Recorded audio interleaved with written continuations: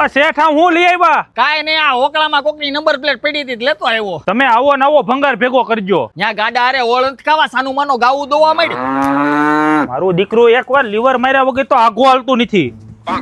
એલા ક્યાં જાસ? ગામમાં દહીંનું દળવા દીધું છે, લેવા જાવું છે. મને ખબર છે ગામમાં તમે દહીણાની જગ્યાએ બીજું લેવા જાવ છો. આમ જો ઓલા કરશન કાકાની જીરું વાવવા મળ્યા. અરે નો હોય શેઠ, ઈ તો કઈક બીજું વાવવાનું કહેતા હતા. હાલો તો હાલ. એલા એ ક્યાં ગયા તારા બાપા? ઈ આમ સેલી ઉથલ રહી છે, ઈ મારીને આવે છે. એટલે પણ તમે તો જીરું વાવવાની ના પાડતા હતા ને. અરે આ હારી ગુણવત્તા વાળું હતું એટલે મંતવ્ય નવ વાવી દીધું. દાણા મોટા ને લાંબા હોવાથી બજાર ભાવે વધારે આવે અને ન્યૂ જર્મન ટેકનોલોજી નો પટ મારેલો આવે ને એટલે સુકારા સામે રક્ષણ આપે. પણ શેઠા ઉગવામાં કેવું કશે?